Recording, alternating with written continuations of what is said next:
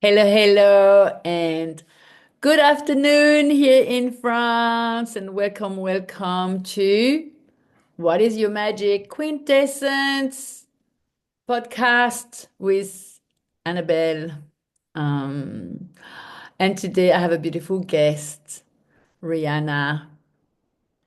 She's an intuitive astrologer, and we've had a lovely journey together of meeting each other in the last couple of years.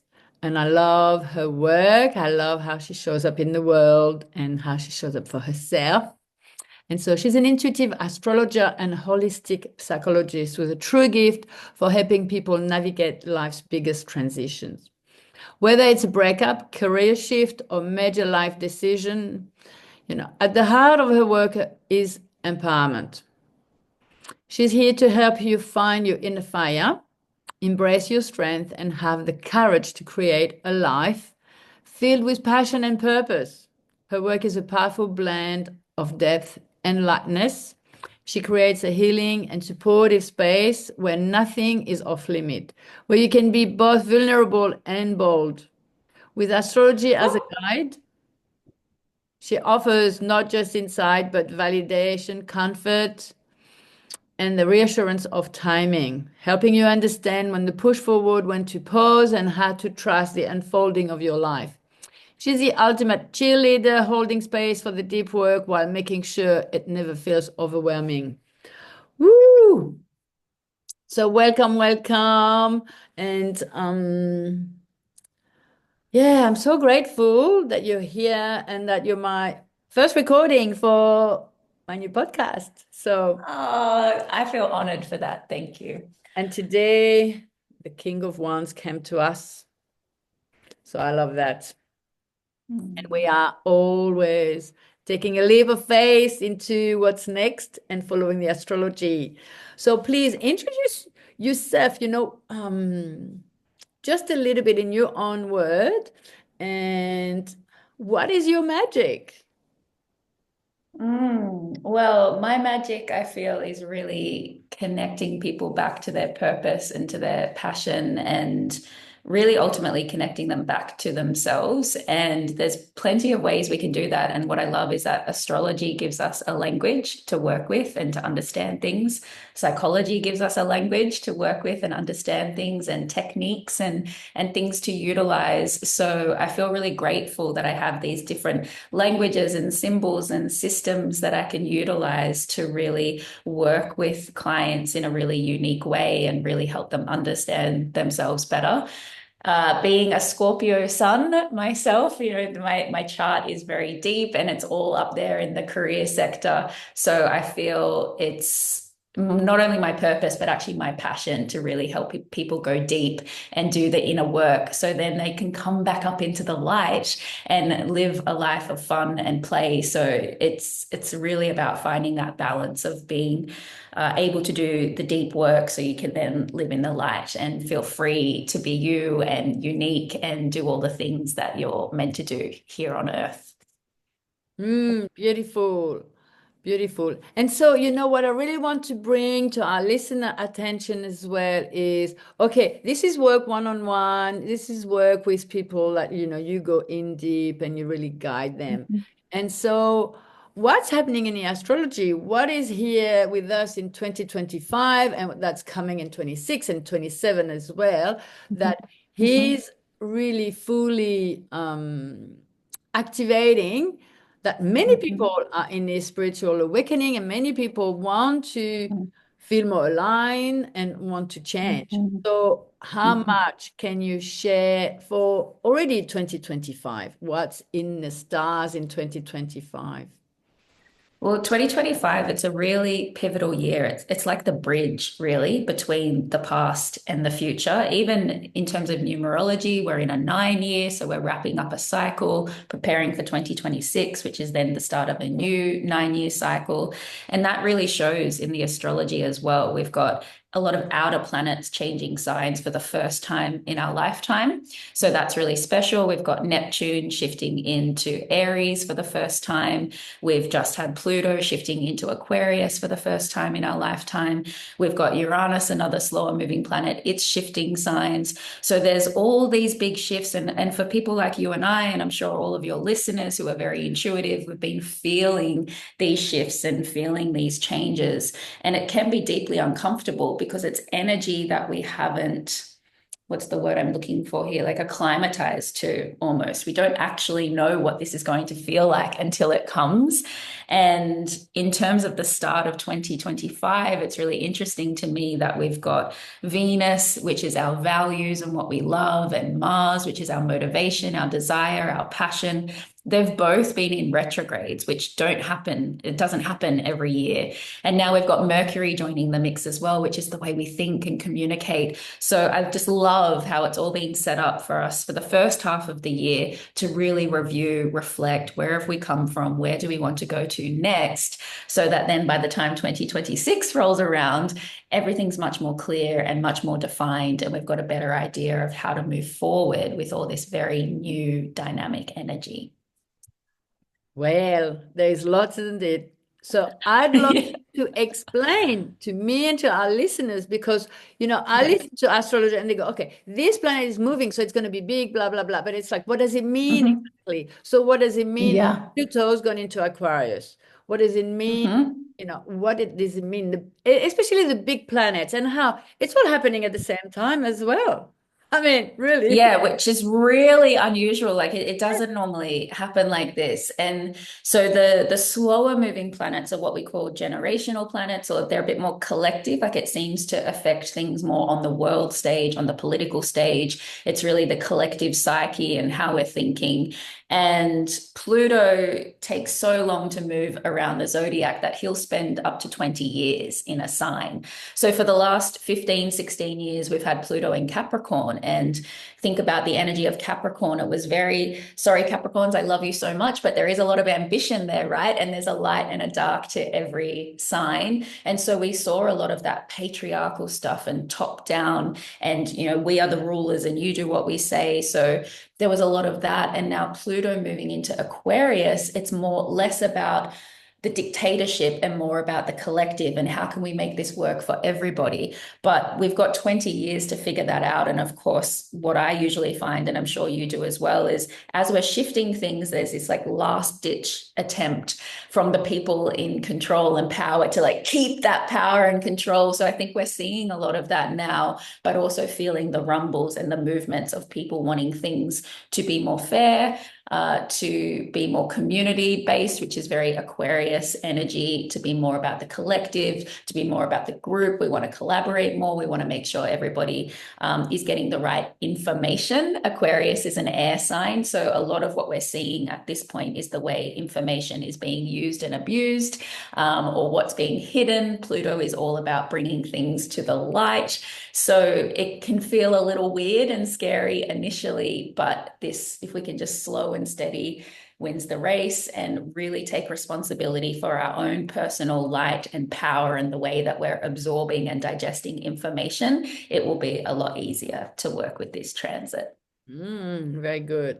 And what about Mm. Saturn moving into Aries?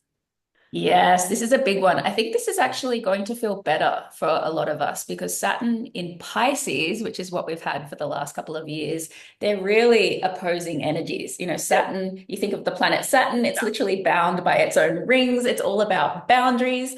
Pisces is boundaryless. It's like, no, I want to merge and I just want to flow and float. So it's been a bit of a weird energy, but it's also helped us to really ground our spirituality and ground our intuition and show us where maybe we're numbing out and avoiding. And I think Saturn in Aries can then really help us take action on what we've learned with Saturn in Pisces.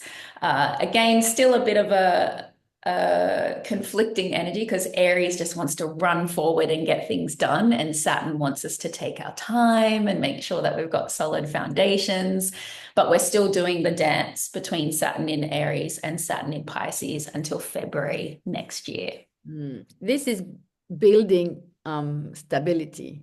So this is building Exactly. stability in our life. This is building Mhm. stability in ourselves. And you know how I say safety and stability is safety, feeling safe is stability, is something Yeah. we feel within ourselves. And when we feel the stability within ourselves, then we can create around what Mhm. feels safe for us. But if Exactly. we dependent on the outside to feel safe, then every time we're going to move, every time we're going to change, it's going to go like, woo. But if we feel Yeah. stability within, which is our spiritual evolution, um, Yes. as we are more and more connecting to our soul, as we are more and more connected to our truth, then we feel stable, Mhm. we feel aligned, and we feel stable. Mhm. So I can't Mhm. wait to see what I'm going to create and what you're going to create new as I we're know. going to move, because I think there's lots of things being changing, and it's very exciting. Mm. Okay. Mm. The other thing I really want to bring and ask you today is, can you tell us about this moment in your life where you had to do things in a different way? Because we all have this moment, of discernment and okay, I've done things like that. Even for me as a practitioner, I was a health practitioner, but then I had that breast cancer, and it was like, okay, there's more. For sure. Mhm. So what was it for Mhm. you? What happened for you, and how this moment worked, and how Mhm. did you take action into really wanting, having enough pressure and feeling pushed Mhm. enough that you want to do something different? Because like today, Mhm. oh yeah, no, last night I'm on the phone with a friend, and she's in this space of going around and around and around on the roundabout of misery and not being able to do anything about it. So Mhm. 90% of people are on that roundabout. Mhm. And Mhm. they always say, oh no, but it's difficult. Oh, but it's too Mhm. complex. No, I can't do it because Mhm. I'm just like that. Mhm. And then there's Mhm. those 3 to 10% of people who go, okay, I will face myself and I will look at it different. So when was it for Mhm. you? Can you tell us about this moment? Because this is so So important. definitely, there was a huge moment of that in 2020 when we were going through COVID. And as a psychologist, people were scared. They had more time to access therapy. So my business just went through the roof in terms of like I was doubling the amount of people that I was seeing. And I didn't feel like I could say no. My wait list was crazy. And I was completely ignoring my own body, my own needs. I was getting more and more tired, more and more burnt out. It didn't feel like an option for me to take any time off. And it actually got to the point by the September of 2020, it felt like I was actually about to have a nervous breakdown. And I had to emergency cancel a whole week of clients, which I've never done before. And that really forced me to go, okay, this can't go on because it wasn't, I mean, it was the first time it had gotten that bad, but it wasn't the first cycle of burnout that I'd gone through in my career. And so that really started me looking at the importance of rest and self care and running my own business. I had this mindset with what you were saying before of, oh, no, I can't. It's too complex. It's like, but if I don't work, I don't earn money and I'm not going to be safe and I won't survive, these deeper layers that come through. And so I really did a lot of work around reframing what rest is and I guess reworking the systems and structures in my business. And that just seemed to flow on over the next few years. I moved closer to family. I really took the time to ground and check in. And the more I did that, the more I realized that all those fears around money and safety and security were just that. They were just fears because I was never homeless or without money or any of those things. And my work was better with clients when I was more well looked after and cared for. So it may sound kind of simple, like, oh, yeah, you just need to take time off work. But as a workaholic, that was very hard for me. And totally reframing the way that I approach work and rest was actually quite groundbreaking for me. Yeah, and you're not the only one like that. People think they're on this roundabout and they can't stop and Yeah. rest and then recreate something new. Um, Yeah. and then, the other thing I want to bring up is about shadow work. So we go and do some shadow work. We go and do inner child. We do all these things. Mhm. And with the psychology, I know you have great skills for all of that. Mhm. And as a practitioner myself, my transition has been from being a therapist to being a mentor to really help Mhm. people take responsibility for their transformation, their desire, and take responsibility for their reality, where if they're unhappy and Mhm. feel stuck wherever they're at. And it's not me that's going to change them, but I guide them to so they can change themselves. And so Mhm. what was really hard for me as a therapist, is people will just go and tell you about all that what's wrong, and we never Mhm. really had time to go and look at what's good, what's pleasure, what feels Mhm. good, Mhm. what am I good at, how can I celebrate myself, because there's so much I've done Mhm. anyway, even if I'm feeling like that in that moment now because of something that happened, I still have a whole Mhm. life where I've done so much, and Mhm. I'm this soul that can do so much more and love this and love that. So for you, we had this retreat together. We did this retreat. You came Yeah. to my retreat one-on-one. And that was the purpose of it. We're going to go deep. We're going to look at things that you never looked at before, which we did the Gene Key profile. Yeah. And then we're going to go and do beautiful things, feeling, lashes. Mhm. And we The did that as clay well. The and clay yeah. ritual and the dancing and. So, and Mm. I got you to arrive and you received the massage. Like you arrived and it's like, Mhm. okay, let's just arrive and take care of you. We're not gonna go sit and go, "Ugh," tell me all this Mhm. deep, difficult Mhm. stuff. Um, Mhm. so how do you in your work, how do you bring that as well? The softness and the Yes, play, do you mean? yes. Yeah, I mean, I'm really intuitively guided. It's always meeting the client where they're at. And I often talk about, my role is to help you find your edge and to help you just start to move towards that edge and stretch it a little more each time. And so I'm really guided by my intuition to go there when we're meant to go there and then to pull back. And then we'll do things like you said, like gratitude practices, and let's celebrate how far you've already come and the courage and the vulnerability it's taken even to get to this point. And I think there's a lot of information in the resistance too. And sometimes we're just there and we're just sitting in those blocks and that resistance that's present. And then once we can shake and shift that a little, it's like, okay, the invitation to go in deeper again. And a huge part of the process is giving the tools and the strategies to help clients feel confident to actually meet themselves as well. So it's like you said, right? I even say it in the initial consultation. It's not Pandora's box. We're not just going to rip it open and be like, let's go. The first few sessions are all about grounding and reconnecting to the body and to the breath so that they actually feel safe to do the deeper work, and they can actually fully experience the joy and the pleasure of the light things as well. Beautiful. So the people that come to you usually, what their main issues really, that what are you good, at helping them with?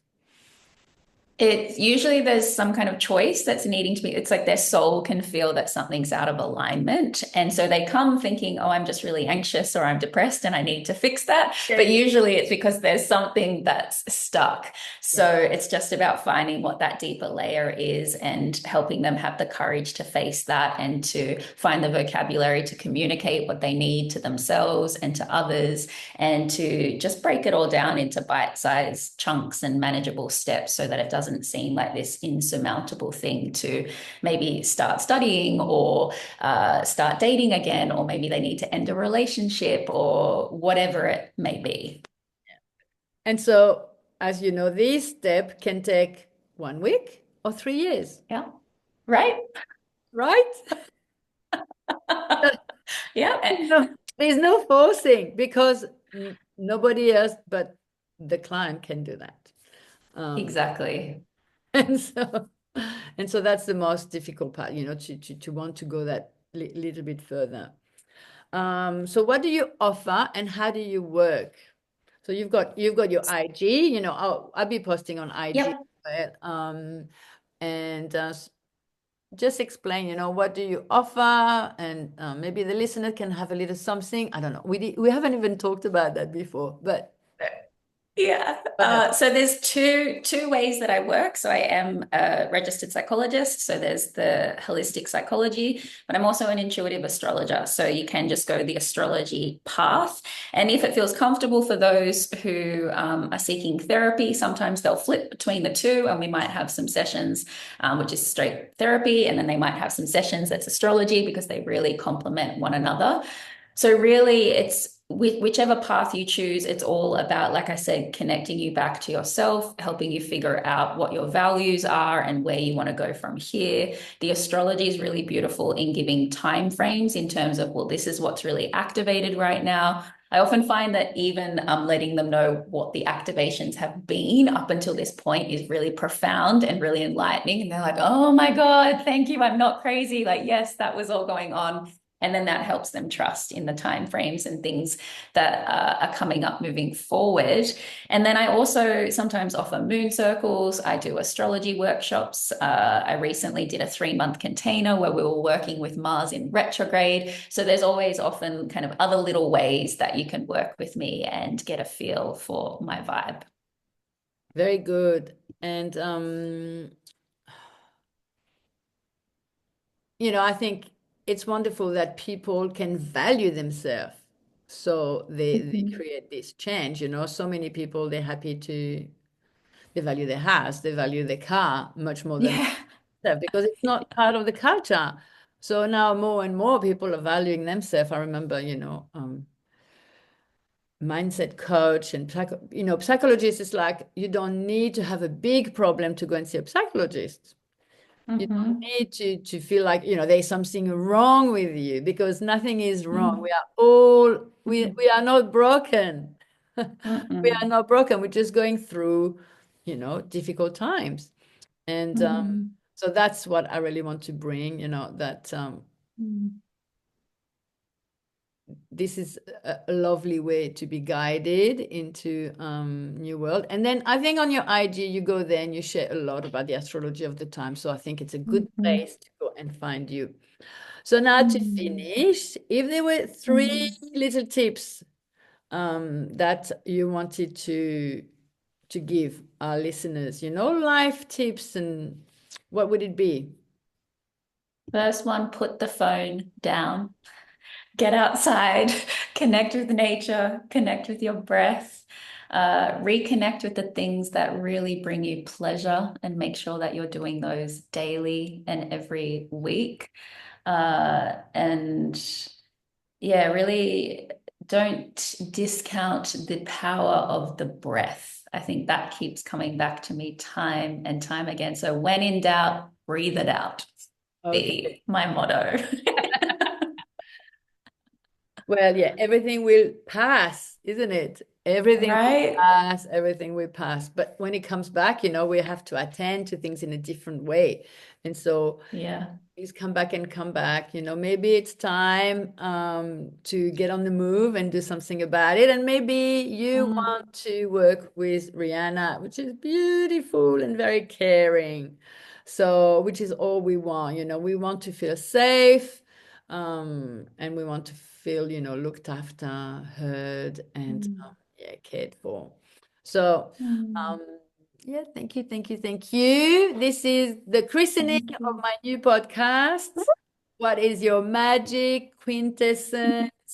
What is the quintessence of your magic? And Mm, how you're going in the world and in your life with it to help the world. Because at the end of the day, mm, we all want the same. We want to feel peace within ourselves. We want to mm, feel peace within the world and create that mm, change in as many people as possible to really bring the frequency of the humanity a bit higher.